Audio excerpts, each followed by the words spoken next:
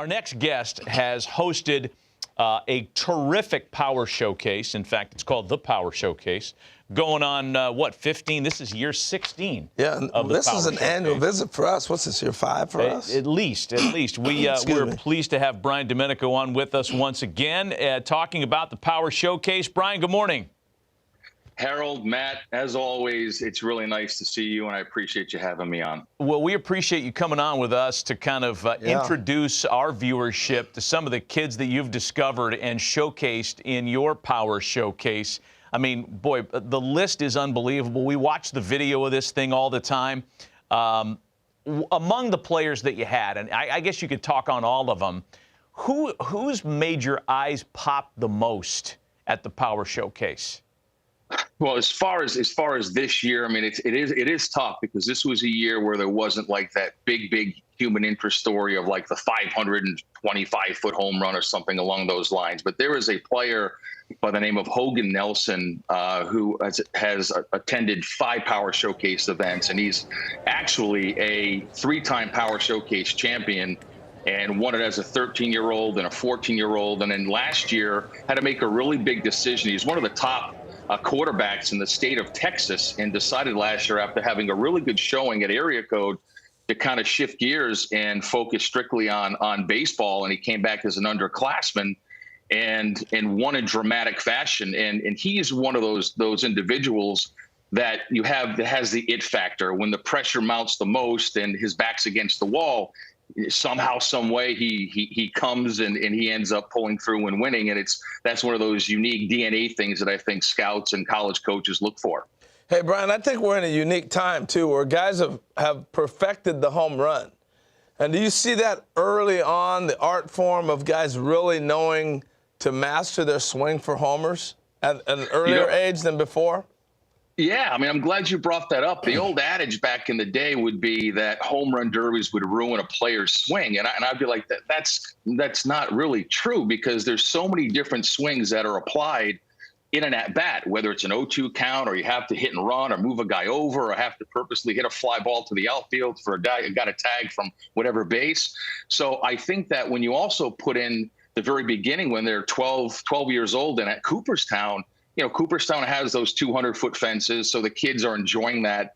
Then they go to the Hall of Fame, and the nostalgia of looking at Babe Ruth's bat and a lot of the old uniforms. Now, they're too young to really appreciate all that, but it kind of starts there. And then they come to the Power Showcase, and knowing that they're coming to the Power Showcase and ending up at the other end of the rainbow in a major league stadium to kind of be a big leaguer and whet their palate for greatness and have that prosperous energy wash over them. Now it trickles back to, okay, how are we going to prepare for this? And with how all the great metrics today with blast motion and hit tracks and all how and Rapsodo and how their videos can be broken down, and how all of the hitting coaches are vast in so many different philosophies that they break down the kids' swings, and they really start to learn how to do that. Now, you can attest to this, Harold, that when you hit a ball and you square one up, it's smooth. It's one of the most beautiful moments in all of baseball, and obviously you have to elevate to celebrate.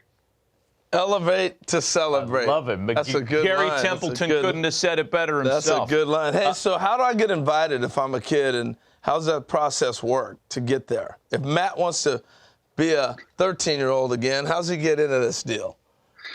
Yeah, and that's a great question. And there's a lot of different ways that you can get in. Some parents will reach out to me. Obviously, I need to take a look at some video. Then I want to take a look and see what travelable organization they play for, the level of competition.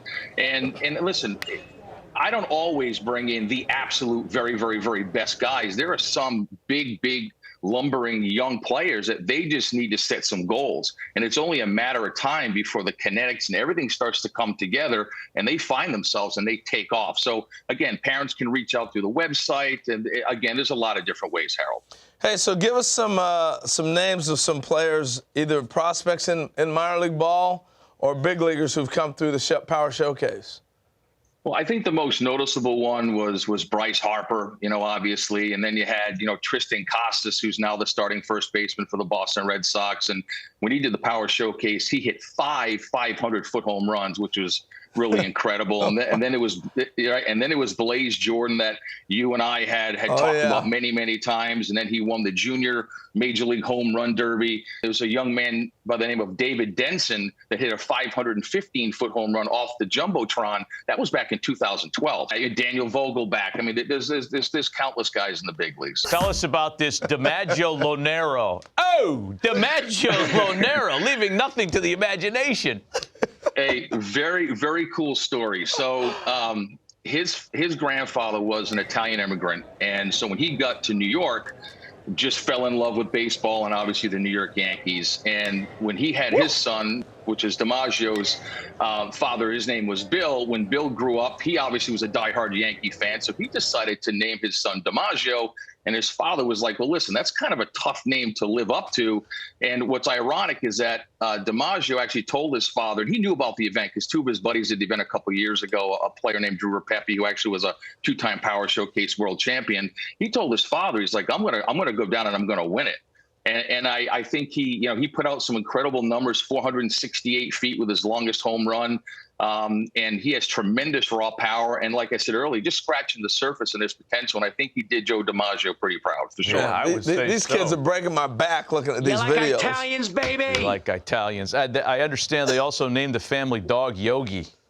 Is that right? Man, that's right. Living a Yankee dream there. Yeah. I want to ask you about, because there's a couple of 12U and 13U kids that popped as well. And I don't know, for me, the younger they get with the power, I mean, it makes you marvel at the command and the bat to ball skills when the kid's 12 years old.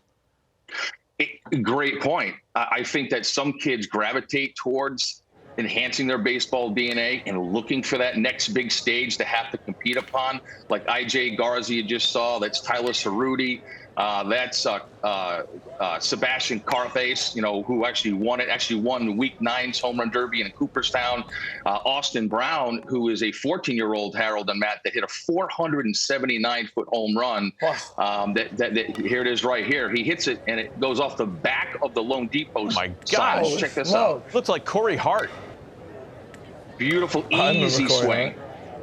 Yep. Beautiful, easy swing. Oh, man, it's unbelievable. That is amazing.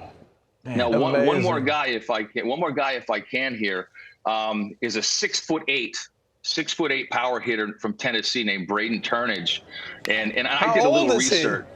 I think he's 16 or 17 years old. 6'8". And I did a little digging, and I wanted to find out, okay, who in today's game, position player wise, are the top guys as far as height. You had O'Neal Cruz, the shortstop with the Pirates, and then you have Aaron Judge, who plays outfield. But I wanted to dig a little deeper and find out who was the tallest major leaguer to ever play first base.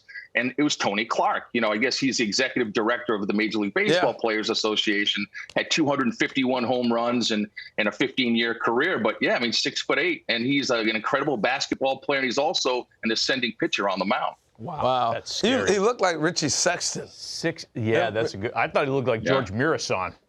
Yeah, that's good, too. NBA player. Hey, Brian, we appreciate the visit as always. Congrats on another successful run on the Power Showcase. I know that kids love participating in your event. You had it a few weeks ago, and for folks that are interested, it's on the website. We have the information on the screen. Brian, we appreciate the visit. Happy holidays to you and your family. Always. Thanks, guys.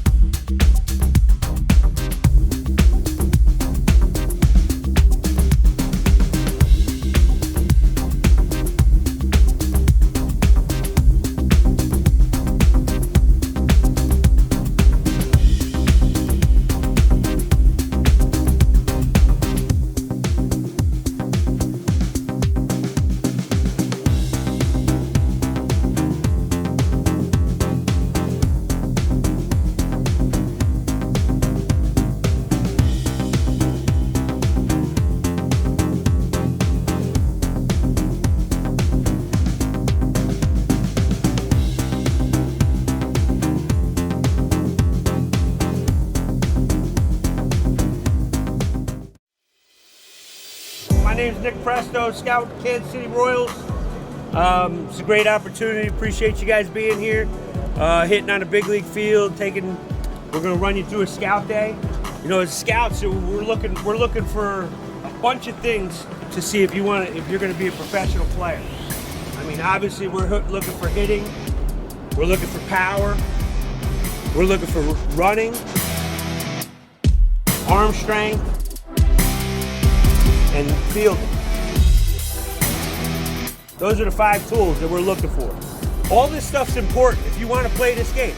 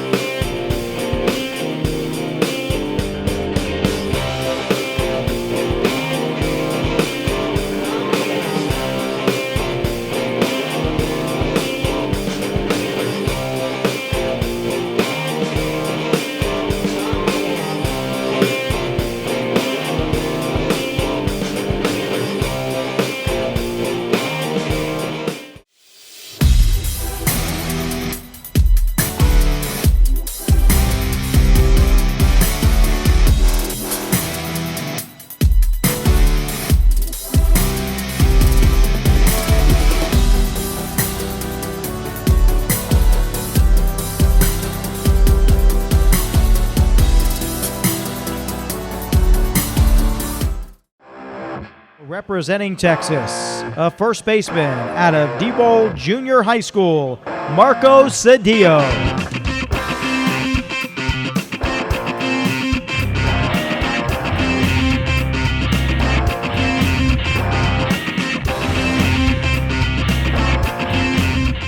Oh, say does that star-spangled banner yet wave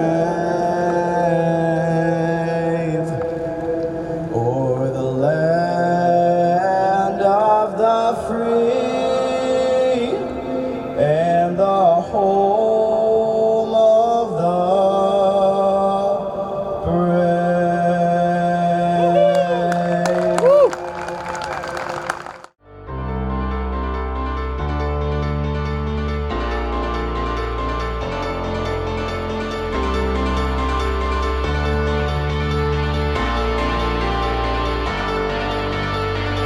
And now, ladies and gentlemen, please welcome, stepping in, representing Texas, here is Marco Cedillo.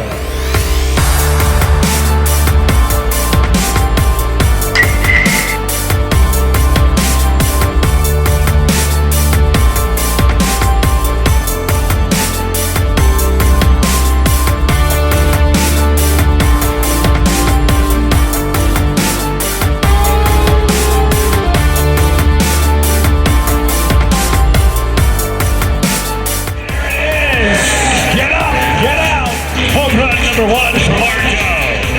255 on that home run.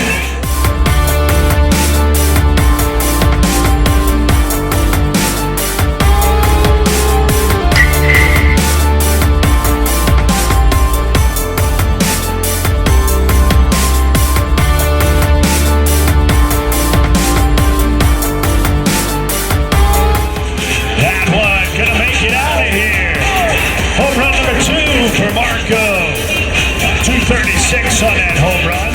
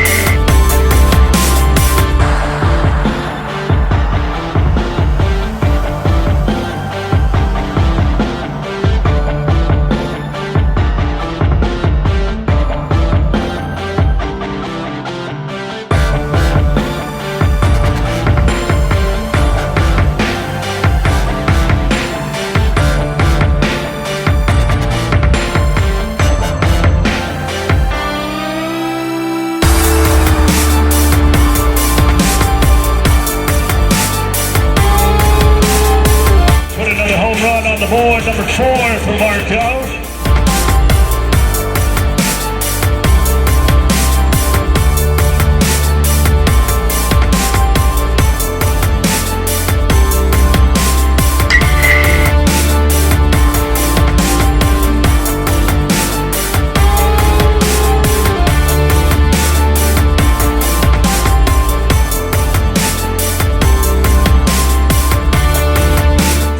Going back to back. He's not done, ladies and gentlemen. Keep those hands going.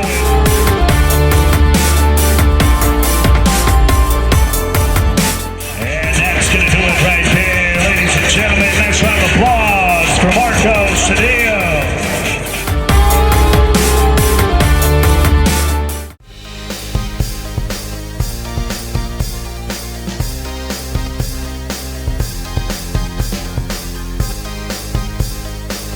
Live Tampa, bringing you the broadcast of the 16th World Power Showcase. Starting off the top of the second inning, and that ball is stroked by Marco Cedillo.